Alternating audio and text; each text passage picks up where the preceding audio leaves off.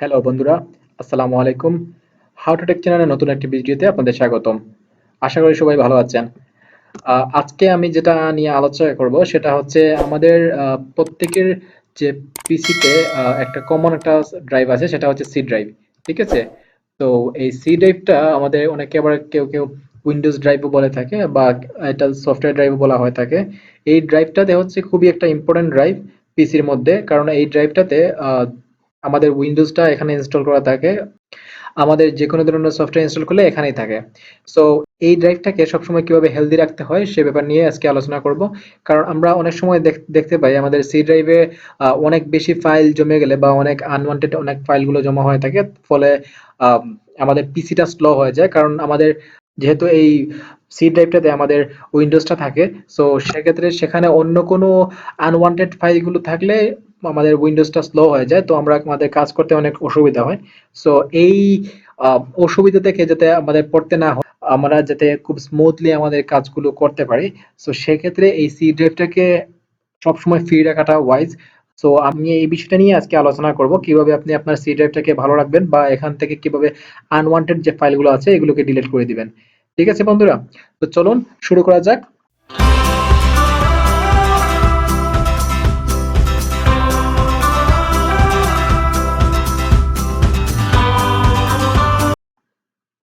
প্রথমে আমি আহ, যেটা করব সেটা হচ্ছে আমার এখানে যে উইন্ডোজের অপশনটা আছে সেখানে যাওয়ার পরে আমি এখানে জাস্ট লিখবো RUN লিখে, এখানে দেখুন, এখানে যে রানের যে অপশনটা আসছে এখানে আমি জাস্ট লিখবো TEMP, টেম্প লিখে এন্টার দেবো। এন্টার দেওয়ার পরে এখানে দেখবেন অনেকগুলো টেম্পোরারি ফাইল আছে।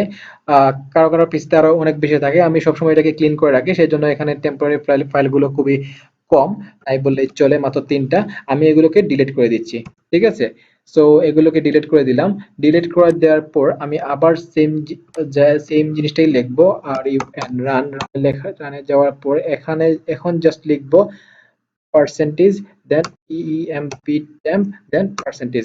দেওয়ার পর আমি এন্টার দেব। এন্টার দেওয়ার পরে এখানে দেখবেন অনেকগুলো আনওয়ান্টেড ফাইল আছে, আমি এগুলোকেও ডিলিট করে দিব।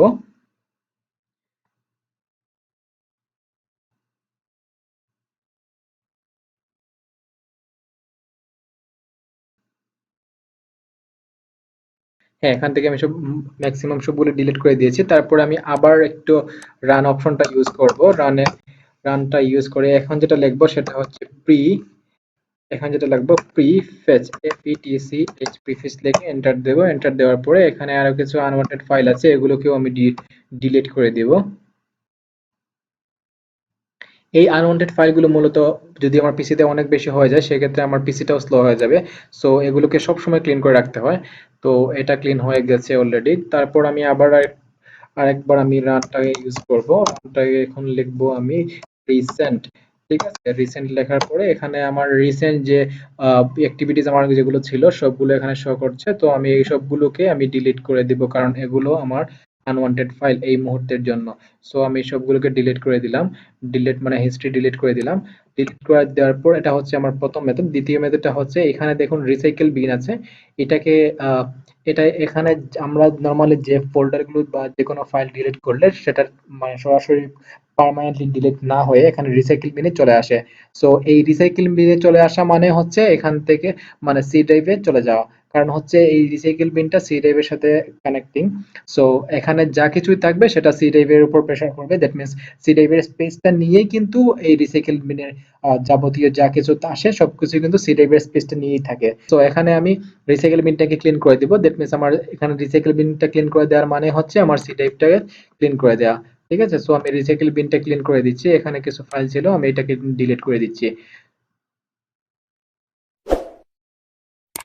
একদম ক্লিন। 3 নম্বর মেথডটা হচ্ছে আমি সি ড্রাইভে গেলাম, যাওয়ার পরে এখানে দেখুন আমি সি ড্রাইভটাকে সিলেক্ট করলাম। সিলেক্ট করার পরে এখানে প্রপার্টিজে ক্লিক করলাম। প্রপার্টিজে ক্লিক করার পরে এখানে দেখুন টুলস এর একটা অপশন আছে। এখানে টুলস থেকে আমি অপটিমাইজে গেলাম। অপটিমাইজ থেকে এখানে দেখুন আমি এখানে অপটিমাইজ করে দিচ্ছি এটাকে।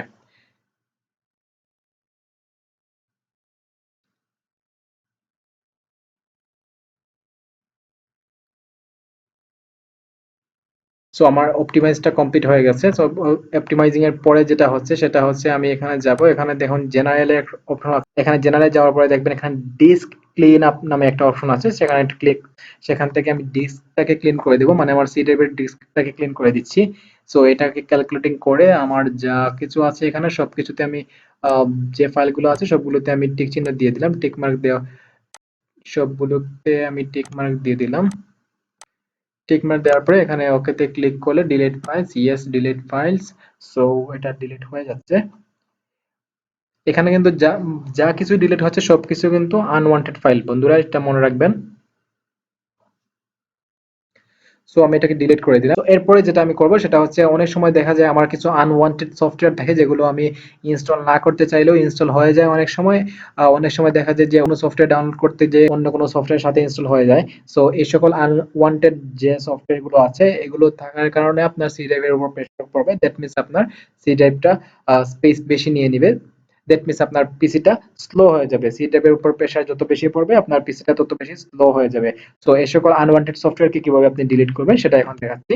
তো সেই জন্য আমি যেটা করব, আমি এখানে উইন্ডোজের সার্চ বারে চলে যাব, সেখান থেকে লিখবো আমি আনইনস্টল।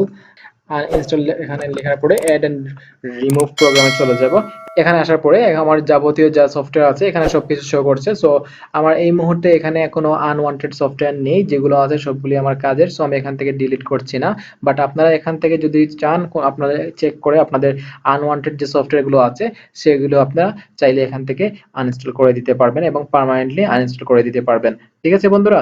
সো এই মেথডগুলো অ্যাপ্লাই করলে আপনারা আপনাদের সি টাইপটাকে ভালো রাখতে পারবেন, সি টাইপের স্পেসটাকে বাঁচিয়ে রাখতে পারবেন। আর সি টাইপের যত বেশি মানে এমটি স্পেস থাকবে তত বেশি আপনার পিসিটা স্মুথলি কাজ করবে, আপনি কাজ করে অনেক আরাম পাবেন।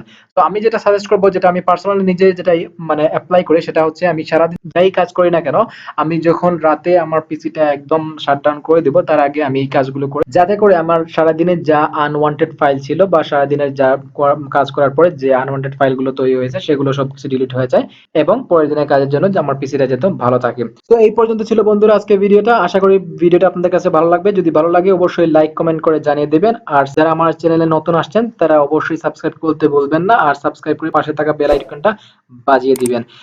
সো আরেকটা বিষয় বলে রাখি, আমি কিছু পূর্ণ সিরিজের ভিডিও তৈরি করতে যাচ্ছি, যেমন হচ্ছে বেসিক কম্পিউটারের উপর এ টু জেড যাবতীয় যা কিছু আছে সবকিছুর উপর ভিডিও তৈরি করতে যাচ্ছি। তারপর হচ্ছে পূর্ণ সিরিজের Microsoft Word, Microsoft Excel, Microsoft PowerPoint, paint এগুলোর উপর। তাছাড়া হচ্ছে ইথিক্যাল হ্যাকিং এর উপর পূর্ণ সিরিজের একটা ভিডিও তৈরি করতে চেষ্টা করব। যদি আপনারা সাপোর্ট করেন, আপনারা আমার সাথে থাকেন, তাহলে অবশ্যই অবশ্যই আমি পূর্ণ সিরিজগুলো তৈরি করব। ইভেন এগুলো ছাড়াও আরো অনেক অ্যাডভান্স কম্পিউটার বা অ্যাডভান্স ইন্টারনেট সম্পর্কে আরো অনেক বেশি ট্রিক্স সম্পর্কে আমি ভিডিও তৈরি করব। সো আপনাদের কাছে আমার পরবর্তীতে কি রিলেটেড ভিডিও চাচ্ছেন সেটা আমাকে কমেন্ট করে জানিয়ে দিবেন। আমি পরবর্তীতে সেই রিলেটেড ভিডিও তৈরি করব।